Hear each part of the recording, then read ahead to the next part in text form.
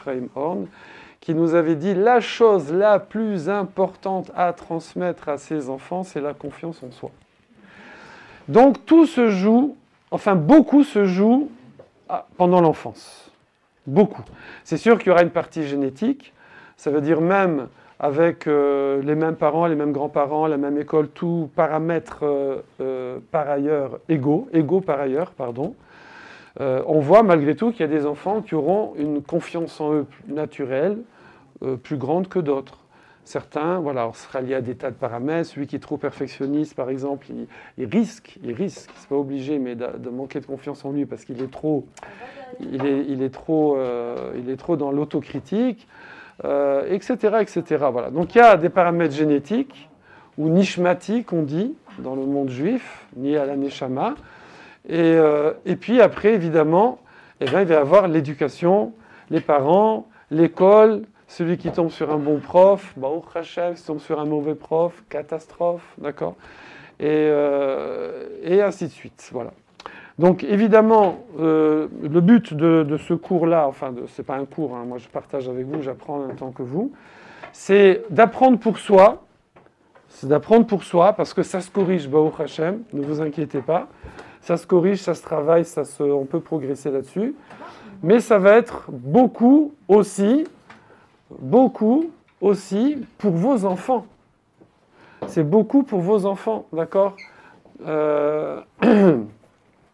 pour votre épouse aussi, les garçons, pour votre mari, les filles, parce que, je veux dire, plus on est proche, plus une personne est proche, plus elle peut avoir un impact sur la confiance en soi que l'on peut avoir. D'accord? Quelqu'un dans la rue, vous ne le connaissez pas et tout, il vous dit ouais, tu dis toi aussi. Voilà. Donc il n'y a pas de. C'est pas un truc. Mais quand c'est sa femme, qu'un type il rentre le soir et qu'elle lui fait mais qui m'a collé un Marie-Paye? D'accord? Mais quel nul et tout. C'est horrible, oui, ou inversement. Donc, et pareil, les parents sur les enfants, l'impact va être beaucoup plus fort. Les parents, les grands-parents. Les professeurs aussi, voilà. Plus le lien sentimental, émotionnel est fort, plus l'impact va être puissant. Voilà. Donc c'est pour ça qu'il faut absolument... donc là, ce que je vais échanger avec vous, c'est quelques petites notes que j'ai prises. D'habitude, je suis un texte, là, c'est pas le cas. Donc ça va être un peu à tirer l'arigot, à droite, à gauche. Voilà, je vous laisse remettre de l'ordre après dans tout ça. Par contre, je crois que j'ai battu un record du nombre de cours que j'ai écouté là-dessus. D'habitude, j'ai un texte. Là, je vous donne mes petits secrets. Hein. J'ai un texte que je suis et j'écoute 1 ou 2 cours sur le même sujet pour voir à peu près la direction, tout ça. Et je me dis, bon, ben ça va, vu ce qu'il a dit, ça va, ça va. On ne peut pas faire pire. Non, je rigole. Donc, mais là, je crois que j'en ai fait au moins 4 ou 5 par jour depuis vendredi. Donc, c'est énorme, parce que c'est un des sujets les plus importants qui soit. Alors, donc, pourquoi on en parle aussi à ce moment-là? Parce que Esther, sa confiance en elle a été mise à très, très rude épreuve. Je ne vais pas trop développer. Vous pouvez imaginer, elle est orpheline déjà, Chlet, après elle se retrouve avec tonton. En plus, ça devient son mari, donc intérêt à ce que... Parce que sinon, c'est double peine, oui. Mais Baruch Hashem, c'était un grand Talmid Chacham, Gadol Hador, il était dans la grande assemblée, Knesset Agdola, donc ça, c'est un grand srout. Et donc, elle a eu, effectivement, une éducation extraordinaire qui lui a donné une confiance en elle, qui a fait qu'elle n'ait pas été impactée. Elle s'est cachée pendant plus de 4 ans avant d'être embarquée là-bas dans le harem, on dit comme ça, pour la préparer pendant 1 an. Pendant 1 an, on lui a fait un bourrage de crâne, ambiance, machin et tout. Elle n'a pas bougé. Ce sont ses servantes qui sont devenues juives, et non elle qui est devenue pas juive, si je puis dire. Après, pareil, quand elle arrive au palais, elle retourne tout le monde. C'est simple. Elle prend tout le monde, schlack. Même Achashverosh, elle va le prendre, schlack. D'accord? Donc ça, c'est the must de la confiance en soi. Parce que celui qui manque de confiance en lui, c'est les gens qui le retournent, et celui qui a beaucoup confiance en lui, il retourne les gens. Enfin, vous avez compris ce que ça veut dire retourner. Hein, voilà. Donc c'est pour ça qu'on avait choisi ce sujet-là. Et d'ailleurs, nous, les Yéhoudim, oui, on a besoin d'une confiance en nous particulière. Pourquoi? Parce qu'on a le monde, enfin beaucoup de gens contre nous, d'accord? C'est marqué dans la Gemara, dans le Talmud, que Hacham a donné 10 mesures de Hazout. Ça veut dire de... Alors, Hazout, Az, c'est force, oui. C'est force, mais c'est vrai que c'est vraiment la confiance en soi, en fait, parce qu'on appelle ça aussi en péjoratif, on appelle ça effronterie, être effronté. C'est-à-dire c'est quelqu'un qui résiste à l'influence, oui. Donc, et 9 de ces 10 mesures ont été données au peuple juif. C'est-à-dire que, forcément, Avraham a Ivri. Ça veut dire qu'Avraham, il est tout seul à Ivri, c'est qu'il est de l'autre côté face au monde entier, qui est polythéiste, et lui, il est monothéiste. Donc, pour être seul, d'accord, à avoir raison face au monde entier, faut avoir de la confiance en soi, il faut être costaud. Après, des fois, je préviens, je fais une petite blague. Après, des fois, il ne faut pas avoir trop la confiance. Vous connaissez tous l'histoire du Belge, mais on aime les Belges, la famille fatale qu'on adore, Imri, Naomi. Mais, bon, les pauvres, des fois, on les crie. Voilà, eux aussi, ils font des blagues sur nous, ne vous inquiétez pas. Ils font sur notre orgueil, l'orgueil des Français. Nous, on fait sur leur... Hop. Et donc, il y a un Belge comme ça qui est avec sa femme sur l'autoroute, d'accord, et puis d'un seul coup, wow, là, il y a une voiture qui est à contresens. Mais ils sont malades. Une autre voiture qui est à contresens. Une autre voiture à contresens. Alors il met la radio, vous savez, la radio de l'autoroute, comme ça, hein, tu la connais. Hein. Il met la radio et on dit, attention, il y a un fou qui roule à contresens sur l'autoroute. Alors il fait, bon, dis donc, il dit à sa femme, ça se voit qu'ils ne sont pas sur l'autoroute, il n'y en a pas, il y en a des dizaines. Hein, qui n'a pas compris? C'est bon. Donc, il ne faut pas non plus... Voilà, donc on verra que d'un côté, c'est sûr qu'il faut connaître sa valeur, il faut ne pas se laisser entamer par toutes les agressions nombreuses et multiples dans notre confiance en nous, mais en même temps, on peut en tenir compte. On peut quand même se dire peut-être qu'il y a quelque chose de vrai derrière. D'accord? Voilà. Voilà, donc ça c'est un petit peu l'intro. On a besoin de cette confiance en nous, déjà, bon, évidemment pour s'épanouir, et c'est hyper important, parce que plus que les faits de la vie, les paramètres, les événements de la vie, ce qui va compter pour faire le bonheur d'une personne ou lui permettre de s'épanouir ou éviter de sombrer dans la dépression, c'est comment il les vit, d'accord? C'est pas les faits qui comptent, mais c'est comment je les vis, comment je les ressens, comment je les interprète, comment je les transforme ou canalise. Oui. Mais c'est vrai que, de façon générale, les gens aiment bien s'en prendre aux faibles, à ceux qui manquent de confiance en eux. C'est typique dans une classe, par exemple. Je me souviens, les vieux, toujours, ils racontent des trucs perso, donc je ne vais pas faire exception, mais je sais que vous aimez ça. Quand j'étais au primaire, je me souviens, la pauvre, il y avait une fille, c'était la bouc émissaire, on appelle ça. Ça vient de chez nous aussi, bouc émissaire, celui qu'on jetait à Yom Kippour. La pauvre, je sais pas, elle n'a rien fait, elle était gentille, elle n'a rien.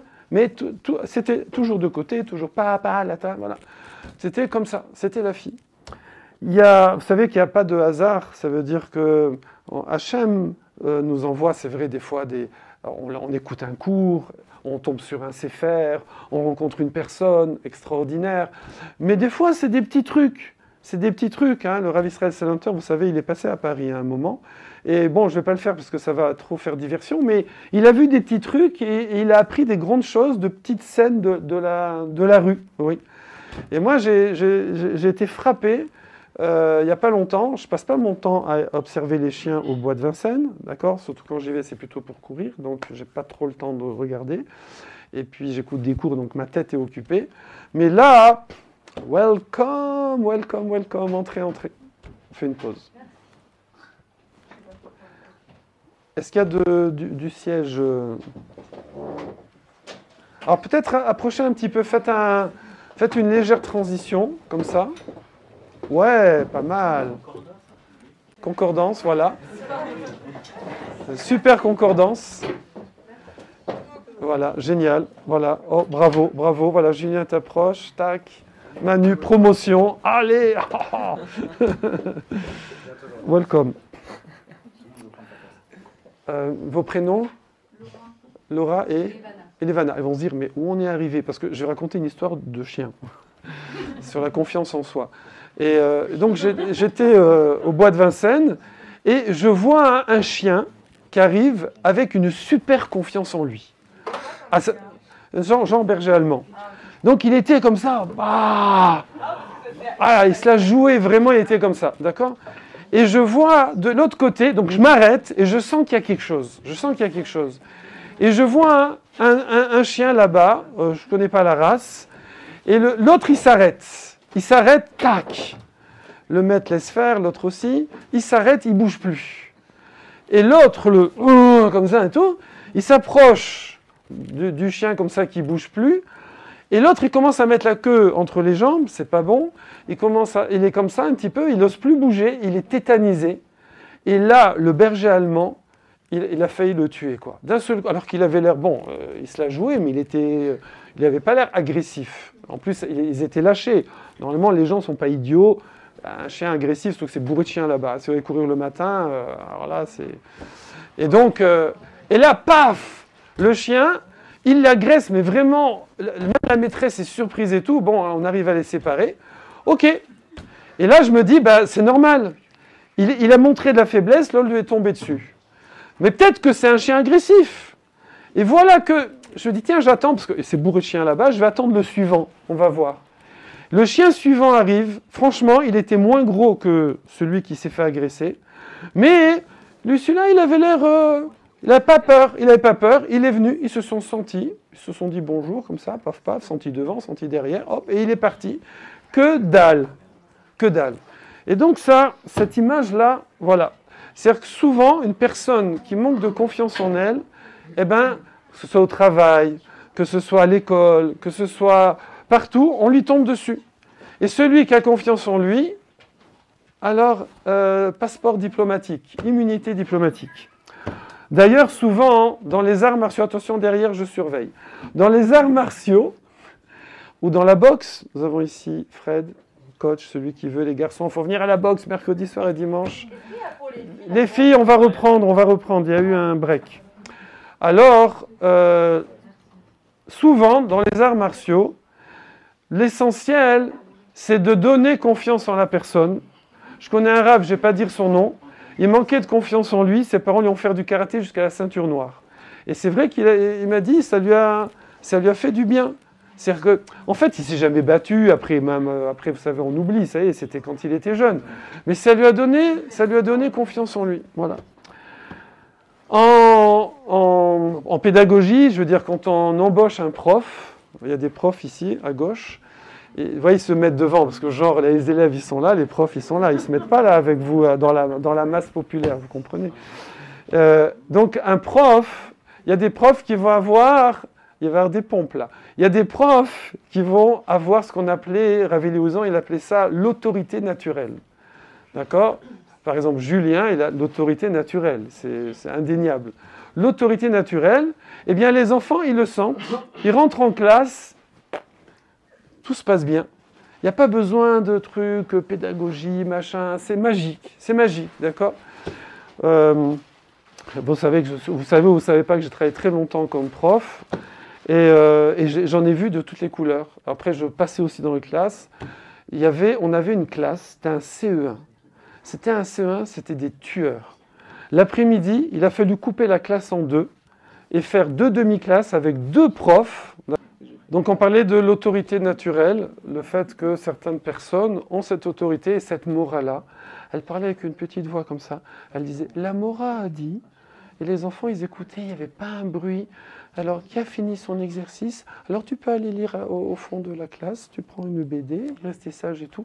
Et moi, j'étais là, je passais dans les classes le matin et l'après-midi, et ça m'énervait, j'avais envie de leur dire « Mais faites quelque chose, révoltez-vous!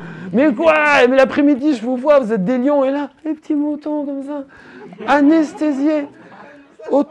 C'est l'autorité naturelle, contrairement à ce qu'on pourrait croire. D'accord? C'est pas arriver comme ça. Ouais, salut, c'est moi un truc, je sais pas quoi, et et crier tout. Non. C'est un fluide. En fait, c'est dans ma tête. C'est-à-dire quand moi, dans ma tête, Quoi? Merci beaucoup, Dan. Quand moi, dans ma tête, je veux dire, je suis bien, eh ben, en fait, ça se passe bien. Et on le sent. En fait, personne n'a envie d'attaquer. C'est comme le chien. J'ai pris du temps à raconter l'histoire du chien. Dire, bon, c'est bon, on a compris. Mais c'est parce que c'est des ondes. Quand quelqu'un il est sûr de lui, on est là, ouais. Ok, alors vous allez dire, bon, mais c'est bien ça. Et si on l'a pas, comment on fait? C'est ce qu'on va voir. Qu'est-ce qui nous fait...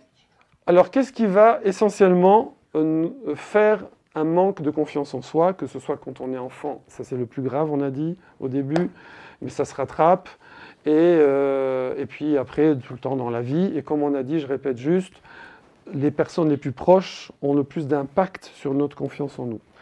Ça va être, moi j'ai vu 2 points, vous pouvez me corriger. Un, c'est, on va dire, l'échec, ça veut dire le raté, d'accord, c'est raté.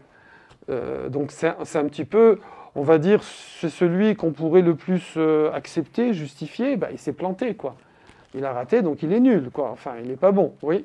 C'est l'échec, donc c'est un peu la vie, les expériences, oui.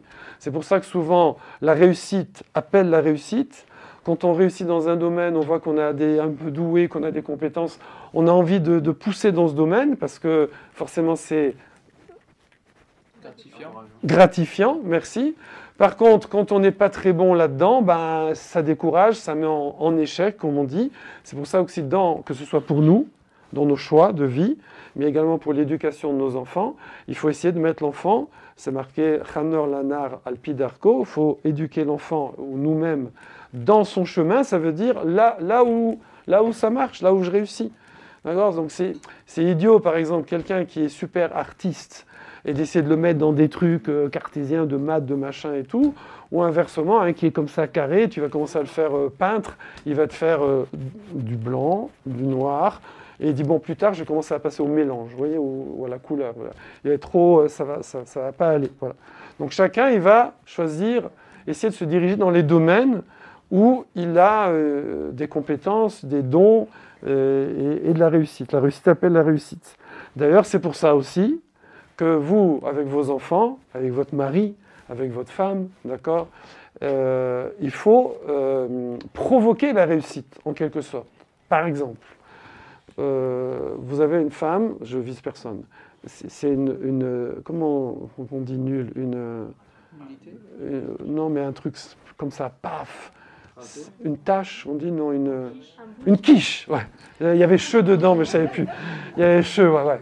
Une quiche, c'est une quiche en cuisine, mais elle ne sait pas faire les quiches, c'est dommage. Parce qu'au moins c'était bon. Et donc, si le mari, il va mettre le doigt dessus, sur la quiche, ouais, elle sera encore plus quiche. C'est fini, elle n'osera même plus approcher, rentrer dans la cuisine. Ça va coûter très cher en commande Uber Eats, là. Publicité sponsorisée. Voilà. Par contre, si... j'essaye tout le temps, mais il n'y a personne qui nous sponsorise. À un moment, Décathlon voilà. Et donc, par contre, si il encourage, même quand c'est pas tout à fait ça. Il ne faut pas mentir. On encourage sans mentir. Il y a toujours, on cherche. Ouais, c'est cramé, mais quand même, regarde, l'olive là, elle n'a pas brûlé. T'as sauvé une olive. Oui, ça me rappelle une histoire. Non, il faut que je vous la raconte. C'est un jeune médecin. Comme quoi, on peut toujours positiver. Alors lui, il s'est positivé tout seul. Hein. C'est un jeune médecin, et puis un jour, on l'appelle pour une urgence, et c'est un accouchement. C'est au 4e étage d'un immeuble. Et bon, je la fais vite parce qu'on pourrait la faire très doucement. Et bon, il essaye, ça sort pas, le forceps, le truc. Il tire comme un malade. À la fin, le gosse, il part, 4e étage, la femme, bon, bref, c'est fini. La femme, non, elle est horrible l'histoire. Hein. La femme est... Plus c'est horrible, plus on rigole. La femme est morte, le bébé est mort. Bon, c'est une histoire, ça n'existe pas, hein, ça n'a jamais existé, rassurez-vous. Et là, oui, Chana, elle est scandalisée. Quoi? Prévenez, voilà, la surprise. Bon, il rentre chez lui, sa femme lui dit alors, ton premier accouchement? Bah, il dit c'était pas fameux, voilà. Voilà, bon, après, la vie continue, je veux dire, il ne faut pas rester sur un échec, et on a perdu la bataille, on n'a pas perdu la guerre.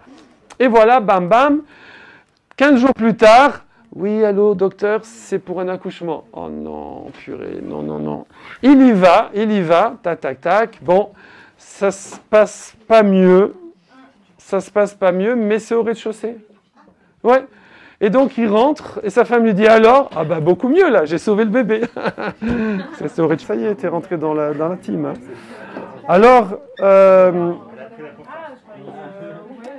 donc première cause de manque de confiance en soi, quel que soit d'où ça vienne, c'est l'échec. Bravo, l'échec. Quoi, j'ai pas fini la blague? J'ai fini. Il a sauvé le bébé parce que c'était au rez-de-chaussée. Ensuite, ça c'est l'échec. Hein? Ok, c'est l'échec.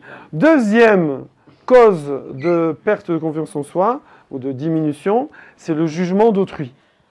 D'accord? Alors évidemment, ça peut être lié à un échec avec le jugement d'autrui, mais aussi des fois il y a jugement d'autrui sans échec. Oui, c'est jugement d'autrui. Et essentiellement, le jugement d'autrui va passer par la critique. Et rien de pire que la critique. Shalom Bayit, zéro critique. D'accord? Éducation des enfants, zéro critique. Alors vous allez me dire, oui, mais alors comment on fait? Il y a communiquer, et il y a communiquer, parler des choses à arranger, pour pas dire des problèmes, et puis il y a critiquer. Par exemple, un enfant... Là, je ne critique pas, par exemple, mais écoutez. Un enfant, par exemple, qui a volé. On a eu ça à l'école. Faut pas se choquer, hein, des petits religieux comme ça. Donc, un enfant qui vole, par exemple. On ne va pas rentrer dans espèce de voleur, voilà, fils de voleur, voilà. Donc, non. Comment on va être? Les faits. Je veux dire, voilà, mon chéri, tu as pris dans le sac à main de maman. Sans sa permission, tu as pris dans le sac à main de maman sans sa permission. Il n'y a pas de jugement, il n'y a pas de vol, il n'y a pas de truc. Même le ton peut être tu as pris dans le sac à main de maman. Et ensuite on va dire voilà, tu sais, il ne faut pas prendre dans le sac à main de maman sans permission. Parce qu'après, maman, elle va faire les courses, il n'y a plus d'argent dedans, je sais pas, oui. Et puis, parce que c'est l'argent de maman, toi aussi, tu vois, on ne prend pas de tes jouets dans ta chambre, quand tu veux prêter, tu prêtes et tout, voilà. Et après, après, des fois, il faut trouver une solution, ça arrive. Hein, ça peut être, peut-être que tu voudrais de l'argent de poche, oui, et hop, on lui donne l'argent de poche, et ça va être une éducation à cela. Welcome, Hannah, notre kinésiologue. Ouais, je l'ai fait. Welcome, avancez. Alors, souvent, c'est la peur qui va entraîner les effets de la perte de confiance. Comment c'est marqué? C'est marqué, Adam, non, c'est pas ça, hein. Et asher yigoti ba'ali. C'est le roi Shlomo Améler, il a dit, ce que je crains vient sur moi. D'accord? C'est très connu que celui qui a peur, il a peur de ça, il a peur, il a...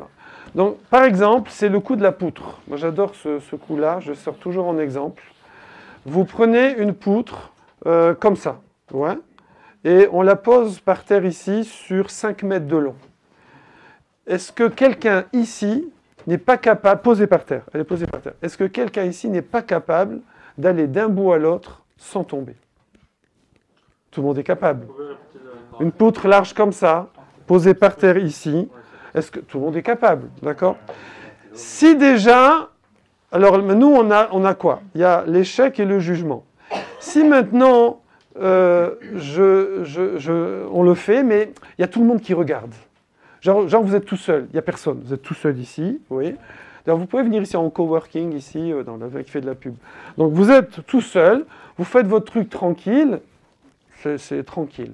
Si maintenant déjà tout le monde vous regarde et que vous avez peur qu'ils disent ouais, comment il est là, il n'a pas d'équilibre, il a ceci, il a cela, déjà ça va être oh, Shana a amené des cadeaux, welcome.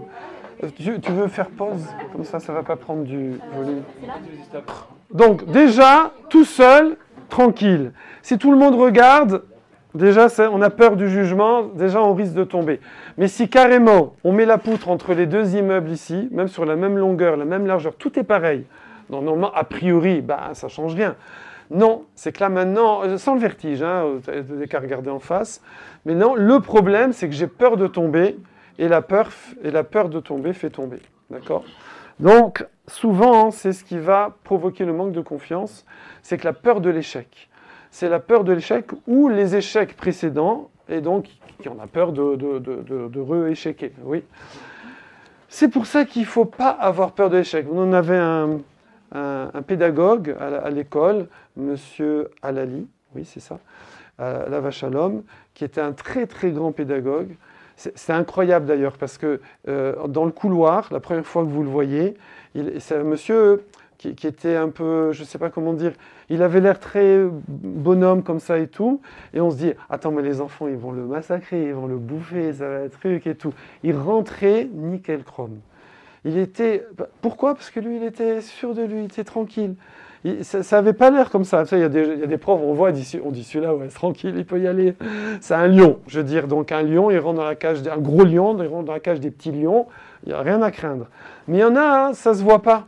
Ça ne se voit pas, mais c'est à l'intérieur de sa tête, d'accord? Bon, ce qu'on appelle des fois l'expérience. C'est pour ça qu'il ne faut pas s'inquiéter qu'on est jeune prof.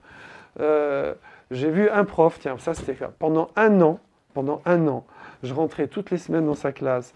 On essayait des systèmes, on a essayé ça, ça, et ça, et ça, et ça. Toute l'année, impossible. D'accord?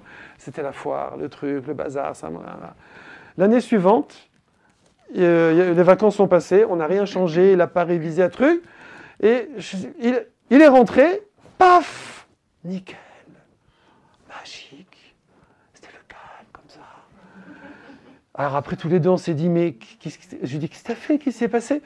J'ai dit, je sais pas, je suis arrivé détente, et puis tout de suite, voilà, ça, j'ai pas eu peur, je sais pas pourquoi, j'ai pas eu peur, c'est ma deuxième année, j'ai pas eu peur. Alors après, des fois, c'est la troisième année, la quatrième année, il faut pas s'inquiéter, voilà. Mais, ok, donc, il faut pas avoir peur, il faut même faire des fois exprès de se planter.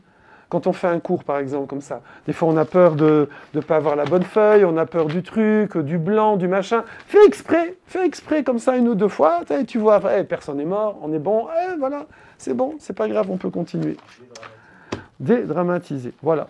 Maintenant, ensuite, qu'est-ce qui va aider à éviter ce jugement ou la peur de l'échec? C'est se connaître, d'accord, et s'accepter. Ça n'empêche pas de vouloir progresser, hein. Quand on dit se connaître et s'accepter, c'est pas je suis comme ça et je reste comme ça. Je vais poser, mais maintenant là où je suis comme ça. Je peux pas avoir 15 ans d'expérience si ça fait 3 mois que je suis prof ou médecin, vous savez, avec l'accouchement, ou autre chose. Oui, c'est normal, c'est comme ça. Oui. Donc ensuite, deuxième point. Alors là, on n'a pas trop rentré le religieux là. Vous avez remarqué. Oui, alors que dans le teaser, je dis que, voilà, on va le rentrer. Ensuite, deuxième point, c'est viser juste. Ça veut dire ne pas faire la grenouille qui veut se faire grosse comme le bœuf. Oui. Donc, viser juste des objectifs qui sont à ma portée, petit à petit. L'oiseau fait son nid, comme ça, etc. Ne pas comparer. Lui, il fait ça, lui, il fait ça. Je dis tout ça parce que ça va nous servir dans l'aspect thoraïque ensuite. Oui. Et voilà, on va passer tout de suite à l'aspect thoraïque. Parce que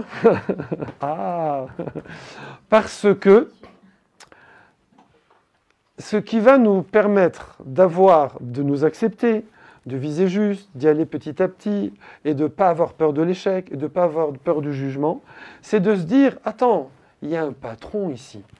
Il y a un patron, il fait 0 erreur.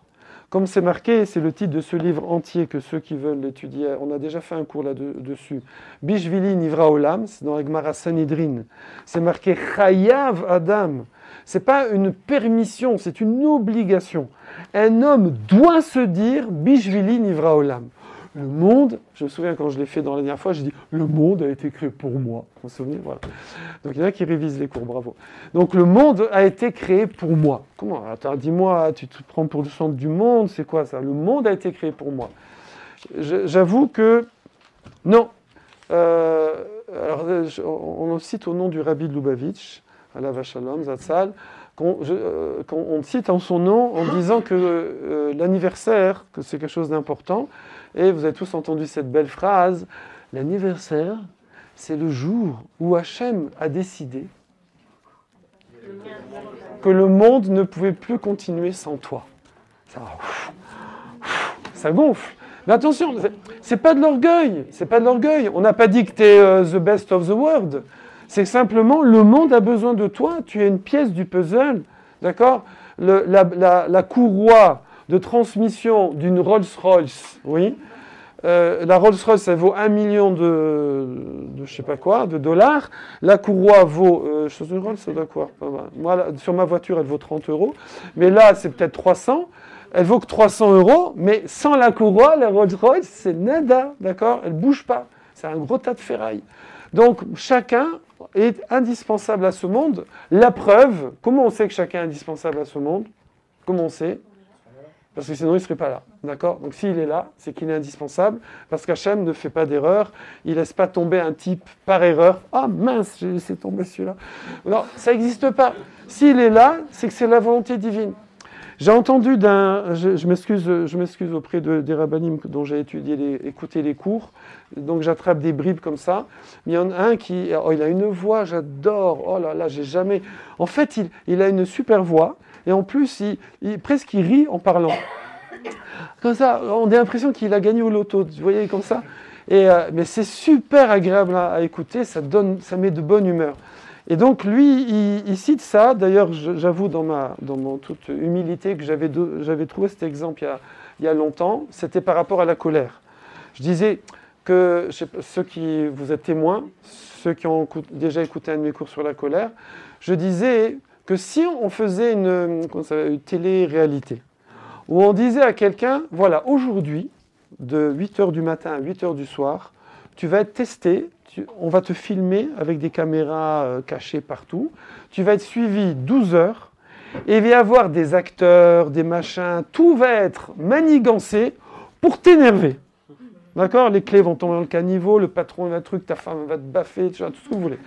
Et là, il y a un truc, tu t'énerves pas, tu as gagné le million. D'accord? Mais tu sais que tout est orchestré, tout est manigancé. Ouais, c'est un gros budget pour faire ça. Eh bien, est-ce que le type, il va s'énerver? Bah non. Bah non, je veux dire, même s'il a envie, mais non, de toute façon, c'est du cinéma. De toute façon, c'est pas vrai, d'accord? Donc, il va pas s'énerver. Et il gagne le million, oui. Eh bien, ce Rav, il dit la même chose par rapport à la confiance en soi, par rapport à ce Mahamar, à cette phrase de la Gemara, que Bishvili Nivra Olam. C'est que Hachem, qui est sans limite dans son pouvoir, si on peut dire, à Kol Yachol, qui peut tout, eh bien, en fait, chacun, il doit se dire que le monde entier est organisé par rapport à moi. Comme si dans un film, comme s'il était dans un film, il dit comme ça, comme s'il était dans un film et que tout le scénario, les acteurs, le décor, tout ce que vous voulez, a été préparé pour sa scène, pour qu'il tourne sa scène à lui. Ben nous, c'est pareil. Après, comment Hachem y fait? Parce que bon, c'est comme le Rubik's Cube, vous savez, là, le truc là. Quand on était à New York, là, elle était là, il y a un petit gamin là, comme ça, haut, même pas haut comme la table là. Alors, 7 ans. Alors, il prenait le Rubik's Cube, il nous le tournait dans tous les sens, il fait « Vas-y, do it !» Il me donnait un mois, je fais 2-3 trucs, je suis obligé de les casser pour refaire. Il fait « Donne-moi, voilà. » Il fait comme ça. Voilà. Vas-y, hop, allez. Vas-y, t'es fait. Voilà. Pourquoi on disait ça? Je peux m'organiser 1 ou 2 personnes, mais le problème, c'est qu'il y a des interactions. Il y a des interactions. Si je bouge là, ça bouge là. Et si je bouge là, Hachem, lui, ça montre... incroyable. Ça dépasse l'esprit humain qu'Hachem peut tout organiser, que ça se corresponde entre nous. D'accord? Vous voyez ce que je veux dire? Oui, parce que je l'ai mal dit, hein, j'espère que vous avez compris. Je l'ai très mal dit. Il ne faut pas se gêner. Je l'ai très mal dit, mais si vous avez compris, on continue. Quelqu'un veut réexpliquer mieux, Julien?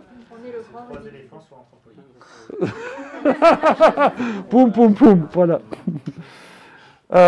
Voilà, donc ça, plus quelqu'un va avoir conscience, donc c'est lié évidemment à l'Emouna, c'est lié à l'Emouna, puis il va avoir conscience. Donc ça, c'est en étudiant, en entendant des sipourim, des histoires, où on voit la hashgacha pratit, qu'Hachem il gère chaque chose, chaque détail, des histoires. Moi, je ne vais pas raconter, parce que vous connaissez tous, regardez sur Torah Boss, regardez partout, il y a des histoires, tu dis, mais c'est pas possible, comment, mais il n'y a pas de hasard, il n'y a pas de hasard, c'est pas possible. Rav Eliyahu Uzan, il n'y a pas de hasard, non, je ne fais pas bien, il n'y a pas de hasard, d'accord? Eh bien, plus quelqu'un il va être conscient de ça, alors moi je fais ce que je peux, ce que je sais, et Hachem y dispose. Moi je propose, Hachem y dispose. Du coup on peut se lancer dans des trucs incroyables. Voilà, Aaron s'est lancé dans le professorat d'Ulpan, jeudi 18h, ceux qui veulent même, il y en a qui ont voulu dimanche, il a dit ok dimanche je viens, donc n'hésitez pas. Eh bien, je dirais, on se lance. Et alors, et si c'est ça, si c'est pas ça, bon, moi je fais ce que je peux. Et puis finalement, ça sort magnifiquement. Mais même si c'était pas sorti magnifiquement, eh ben, je veux dire, c'est pas grave, j'ai essayé, puis je fais autre chose, c'est pas grave. D'ailleurs, on est maintenant, comment réagir, la dernière partie. Vous êtes prêts? Bon, j'avais prévu quelques citations, mais il est déjà tard, donc c'est pas la peine. Je dis en substance, après c'est pas la peine, je vous fais confiance si vous voulez, après je vous donne. Voilà. Comment maintenant réagir à toutes ces agressions? Ok, c'est vrai que, parce que malgré tout, ça fait mal. Malgré tout, on se prend des claques, oui.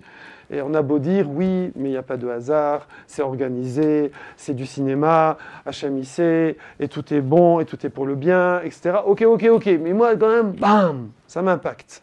Donc comment, plus j'ai Emouna, moins ça va m'impacter, mais je peux aussi trouver des petits trucs et astuces pour que ça m'impacte moins, et on va voir aussi le côté, on va dire, Ben Torah, de profiter de l'enseignement de la Torah dans ce domaine-là. Premièrement, c'est que ne faut pas chercher les noises, oui.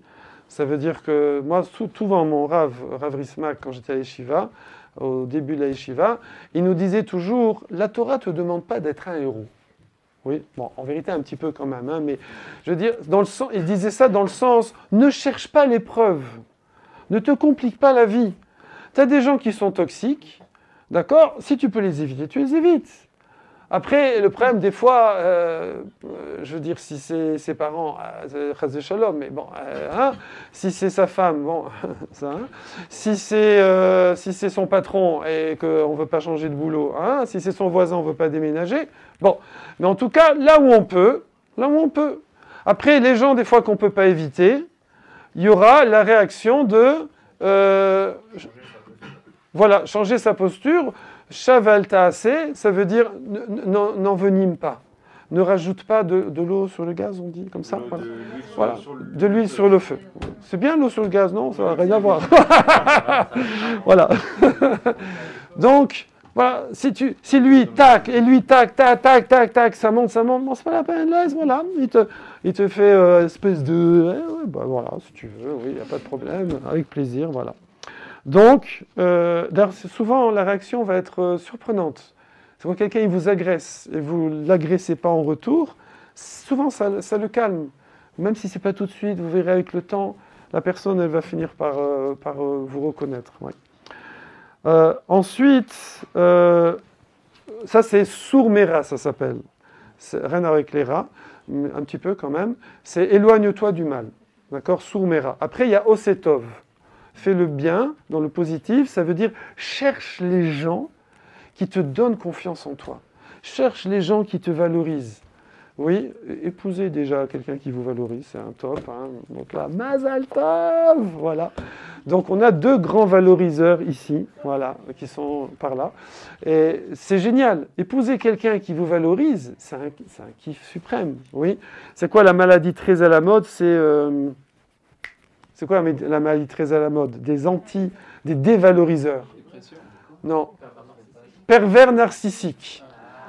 Pervers narcissique, d'accord? Là, ça fait longtemps que je n'ai pas entendu Baruch Hashem, mais à un moment, chaque semaine, on me disait mon père est pervers narcissique, mon mari est pervers narcissique, mon fils est pervers. Je sais pas, je dis arrêtez là, ils sont tous devenus pervers narcissiques. Donc ça, c'est quelqu'un qui se valorise en dévalorisant les choses. C'est spécial. Donc, fréquentez des gens qui vous valorisent. Cherchez-les et vous les collez. Vous les collez, ils vous donnent de l'énergie, ils vous remontent la batterie, d'accord? Après, j'ai vu un shiur, qui c'est qui dit ça? Ah, le Rav Zamir Cohen. J'ai écouté plusieurs shiurs de lui, je vous les conseille. Il y en a qui sont même traduits sur Torah Box en français. Il y en a un petit de 6-7 minutes où il parle de l'auto-valorisation. Il dit, parlez-vous à vous-même. D'accord? C'est toujours plus sympathique que quelqu'un dise, Manu, franchement, je crois que je ne me souviens pas avoir rencontré quelqu'un aussi exceptionnel que toi. Mais ça fait plaisir, hein, c'est vrai. En plus, je lui dis régulièrement. C'est vrai, hein? Tu n'oses pas le dire devant tout le monde. Eh bien, je veux dire, voilà. Mais si tu n'as pas, ben tu te le dis. Si tu n'as pas, tu te le dis. Tu te mets dans la glace, tu dis, Yitzhak, la vérité. La vérité, j'ai jamais rencontré quelqu'un comme toi. Voilà. Non, mais il faut chercher des vrais trucs. Il faut chercher des vrais trucs. On a tous des vrais trucs. Souvent, vous savez, on s'attache toujours aux petits défauts, on ne regarde pas tout le... Je veux dire, et c'est vrai, moi aussi je suis comme ça, il faut arriver à retourner ça. C'est-à-dire toute la journée, vous allez croiser des gens sympathiques, chaleureux, encourageants, qui vous disent des mots comme ça, boostants, et puis il y a un, dans la journée, qui vous sort un truc désagréable, et ça nous fout par terre. Clac. Je dis pourquoi? Mais polarise-toi, surtout, voilà, Shana, non, je ne vais pas vous gêner. Il y a une jeune fille, voilà, qui a un métier...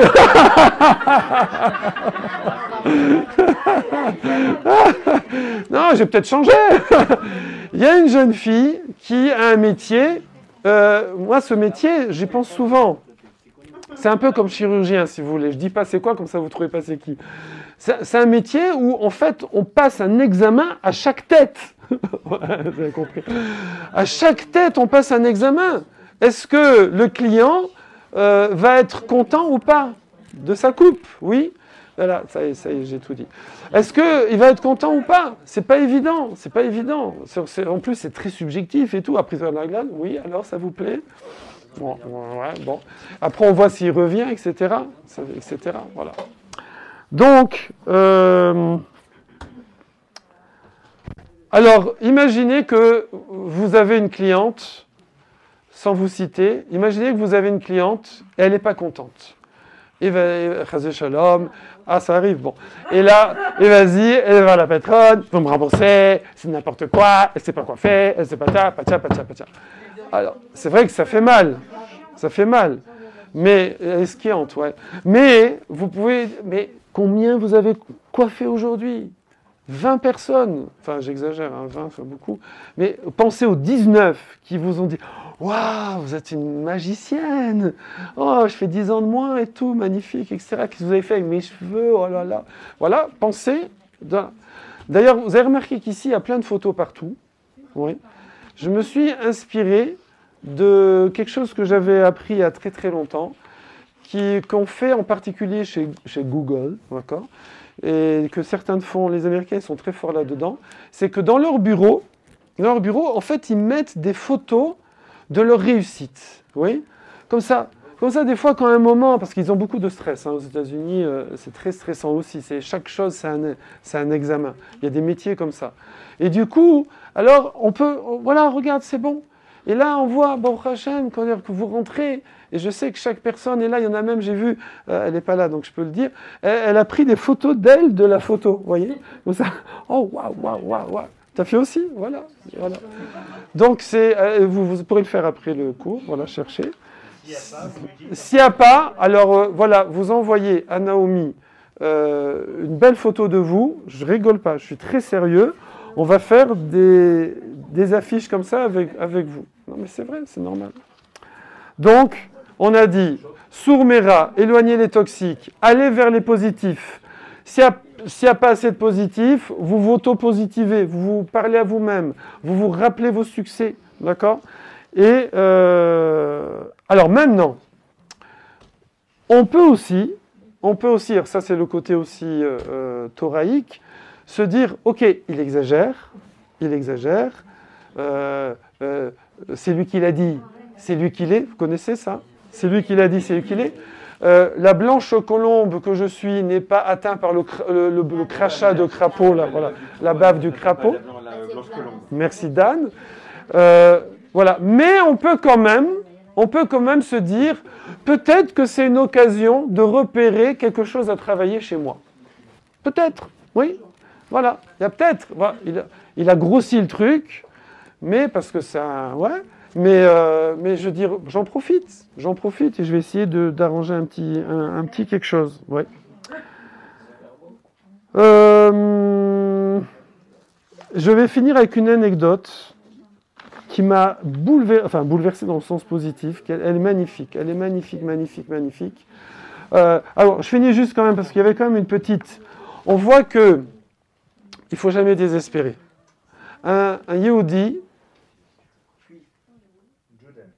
Un Yehudi, un Judai, oui, je sais pas, ne doit jamais faire en hébreu iouch. J'aime bien ce mot. Iouch, ça veut dire to give up, c'est-à-dire abandonner, désespérer. Never give up, voilà. Donc, altitiesh, ne fais pas iouch. C'est juste, Julien? C'est juste, Aaron? Altitiesh, c'est bon? C'est bon, ça passe. Altitiesh. Hop, hop. Ah, je sais pas comment ça marche. Ah ouais. Altitiesh. Oui, pourquoi? Parce que Hachem a choisi exprès, évidemment, parce que tout est fait exprès chez Hachem, a choisi exprès de nous faire naître, d'accord? En vérité, même pas que nous, parce que beaucoup descendent d'Avraham Avinu, hein, il n'y a pas que nous. La majorité de la population, même en Asie et tout, c'est aussi les fils d'Avraham par Agar, après avec Toret. Donc, je ne sais pas, il n'y a pas grand monde qui ne descend pas d'Avraham Avinu. Eh bien, il a choisi de nous faire naître, ouais, de Avraham qui avait 100 ans, Sarah qui avait 90 ans, que même quand le Malar, les anges sont venus, attention, et le niveau de Sarah et Manu, on n'imagine pas, que même quand les anges sont venus, Sarah, elle n'y a pas cru. D'accord? Bon, après, il y a des explications très poussées là-dessus, mais... C'est-à-dire, d'abord, ils étaient stériles de base, de naissance, tous les deux, stériles. Mais alors, stériles walou, hein, c'est pas genre, ça ne sert à rien. Et ensuite, 90 ans, bon, bah, ça y est, on oublie, oui. Et là, Akadosh Baruch Hu a fait, ben, c'est de eux que va naître le clan d'Israël, mais aussi une grande partie de l'humanité, et une partie qui devait être, entre guillemets, juif. Bon, ils ont choisi de faire autre chose, mais... C'est fou, c'est fait exprès. C'est fait exprès pourquoi? Si quelqu'un, il désespère, on dirait, attends, mais tu ne peux pas désespérer plus qu'Avraham et Sarah. Je pense que vous avez tous vu sur les réseaux un rave qui est papa à 80... Combien? 24. Quoi? Sur I24, voilà. À quel âge? 84, 7 ans, je ne sais pas. Voilà. 90. Je ne sais pas. 55? Waouh, 55, c'est une Tunisienne. Pareil, je me souviens d'une psychologue qui est venue nous faire des cours à l'école, des cours pour les professeurs de pédagogie. Elle nous disait, je finis. Je sais pas pourquoi toujours ça vient du fond là-bas. C'est pour ça. Elle nous disait que cette psychologue, que quand les gens arrivaient comme ça un peu déprimés, tout ça et tout, elle disait, écoutez, regardez, le monde a commencé avec un homme que Hachem, il a endormi, il a arraché sa moitié, il l'a mis en face pour qu'elle lui mette sur la tête. Ensuite, il a eu 2 fils, il y en a un qui a tué l'autre, d'accord? Ensuite, lui, il s'est mis en pénitence pendant 130 ans, d'accord, il s'est séparé de sa femme. Il est devenu mortel, il était immortel. Il était en Gan Eden où il y avait juste à cueillir les fruits et tout. Hop, il s'est retrouvé dehors à devoir labourer, etc. Franchement, regardez, le monde a commencé comme ça. Je veux dire, voilà quoi. Je veux dire, on est là pour bosser, c'est tout. Donc c'est pas la peine de faire un monde parce que vous avez un petit bobo, un truc et tout. Voilà. Voilà. Donc conclusion, je finis avec l'histoire. L'histoire, elle est extraordinaire. C'est le Rav Aaron Lévi, d'accord, très beau shiurim en hébreu, apprenez l'hébreu, qui raconte cette histoire. Quand il était jeune avrère au Kollel, en Israël, il est monté dans un bus bondé, d'accord. C'est un bus bondé. Alors les bus en Israël, en plus, c'est c'est quoi la compagnie là ils ont Olam Haba parce que les gens ils prient plus dans le bus qu'à la synagogue. Vous connaissez la blague, ouais. Alors, hein? Non, je connais pas. Tu connais pas la compagnie? Il y a une compagnie comme ça. Alors, donc c'est les bus comme ça, et le bus il est bondé. Donc lui, il est assis, il a un copain à lui, donc imaginez, ils sont deux jeunes de 30 ans comme ça, ils sont tous les deux là, assis, ils ont une place, ils sont contents. Et puis devant eux, il y a deux ados qui sont assis, tranquilles, et qui jouent à la, je sais pas quoi, là, truc, play machin. Ils jouent comme ça. Et là, le bus s'arrête, un arrêt, et il y a une femme enceinte qui monte avec des petits-enfants en plus, comme ça. Elle arrive, voilà, elle monte, comme ça. Et avec beaucoup de gentillesse, comment tu demanderais à deux enfants avec beaucoup de gentillesse? Fais-nous une belle phrase en hébreu. Bevakasha. Tenlanu. Zekacheli, la mode, babous. Oui. Nirmadim, les enfants adorables, s'il vous plaît. Est-ce que ça vous. Elle leur demande pas de se lever. Elle leur demande. C'est deux ados. Les ados. Donc elle dit, est-ce que vous pouvez juste vous serrer un peu? D'accord? Et moi, je vais me caler là, avec le ventre là et les gosses là. D'accord? Vous voyez la scène comme ça. Gentiment comme ça. Qu'est-ce qu'ils répondent, les garçons? Rien. Ils ne la regardent même pas, ils ne la calculent pas, comme on dit. Ils sont là, ils sont sur Elle parle dans le vide, vous voyez? Déjà, les deux derrière, ils s'énervent. Donc le Rav Aaron Lévi qui raconte cette histoire, il commence à bouillir. Et donc, mais on ne touche pas aux enfants en Israël. Donc, parce qu'ils sont en France. Et donc, bon, elle continue. Elle parle, c'est rien, voilà. Et le bus commence à elle est là. Ouais. Et là, il y a un enfant qui daigne lever la tête comme ça. Et lever la tête. Et il lui dit, on a pris 2 tickets. Donc on a droit à 2 places. Donc on ne se sert pas. Et il retombe dans son jeu. Là, les deux derrière, ils n'en peuvent plus. Bon, il sait que c'est pas la peine, on va pas les frapper, on va rien faire. C'est des têtes brûlées, ok. Alors, ils font signe à la dame de prendre leur place, d'accord? C'est normal. Donc, ils se lèvent tous les deux. Ils font signe pour faire Altidag. Vous inquiétez pas. Tout. Et elle continue à parler. Et là, qu'est-ce qu'elle leur sort? Elle commence à rentrer en empathie, compassion, voir le cours d'il y a quelques semaines. Elle commence à dire, les enfants, la vérité, je vous comprends. L'école, c'est dur. Avec des profs, les machins, le stress, la fatigue. C'est dur des fois, les familles nombreuses, de dormir le soir. Et puis, je ne sais même pas si vous avez bien mangé ce midi, peut-être vous êtes fatigué, et puis vous avez besoin de vous détendre et tout. Et là, elle n'en parle comme ça gentiment, elle parle, mais sincèrement. Hein, c'est pas genre tménique, vous savez, et tout. Elle rentre vraiment dans la compassion. Ça dure 2-3 minutes. Il y a un enfant, il se lève, il s'assoit sur les genoux de l'autre, il se remet dans la truc, et ils disent Bevakasha, Gverti, comme on dit, oui. Madame. Gveret, Bevakasha, Gveret, Besimcha Rabba, et tout, hop, tac. Elle s'assoit un peu, comme ça, ils sont truc, et puis au bout d'un moment, elle leur fait ça va, vous êtes persuadé? Non, avec plaisir, là, tiens. Alors derrière, le Rav, il dit, mais comment elle a fait? Comment elle a fait? Il dit, voilà, il dit, c'est pas l'événement, c'est pas les faits, c'est comment je les vis, comment je les transforme, comment... Voilà. Donc, quoi qu'il arrive, quand on voit des gens comme ça qui vont être agressifs, qui vont être... Et des fois c'est dur, des fois c'est les Razeshom, des gens très proches, voilà, j'ai donné déjà des exemples et tout. Faut rentrer... Il est dans son monde. elle est dans son monde. Elle est dans son éducation. Elle a eu son background. Elle a son... Voilà. C'est comme ça. C'est comme ça. Il y a des gens, hélas, ils n'ont pas appris à mettre un filtre devant la bouche. Ils disent tout ce qu'ils pensent. Ils disent, vous voyez, ça existe, c'est comme ça. Mais le pire, c'est qu'ils pensent faire bien. Pourquoi ils pensent faire bien? Parce qu'ils disent, non, mais j'éduque les autres. Je veux dire, je les rectifie. Il faut avancer dans la vie, etc. Et ça va être parent-enfant, enfant-parent, professeur, truc. Moi, je pourrais raconter une histoire toute la nuit de profs qui ont saqué des enfants. Vagabond! Espèce de vagabond! D'accord? Espèce de truc. Une fois... Je sais qu'il n'écoute pas YouTube, mais il y a un prof, pourtant il était balèze, hein, il était balèze, mais là, l'enfant, il a sorti de ses gonds, et donc le prof, c'est un prof rave en plus, hein, c'est un chour de Kodesh, et le rave, il lui dit « Va à l'asile !» Gravissime. Vous savez ce qu'il a répondu l'enfant? « Tu viendras avec moi !» Et c'est pas un Israélien, c'est un Parisien. Hein. Il dit, tu viendras avec moi. Il est resté bête comme ça. Je vous assure que le Rav, il m'a raconté, hein, parce que il était avec moi à l'école. Il a appelé le soir l'enfant pour s'excuser. Il a appelé l'enfant pour s'excuser. Et l'enfant, il s'est excusé. D'accord. Voilà ce que je voulais partager avec vous. Razak à vous. On a un repas de ouf. Le menu.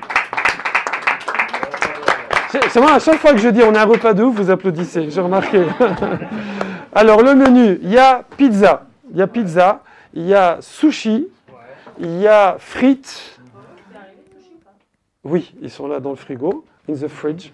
Et il y a toast de tarama et boisson à volonté. Voilà.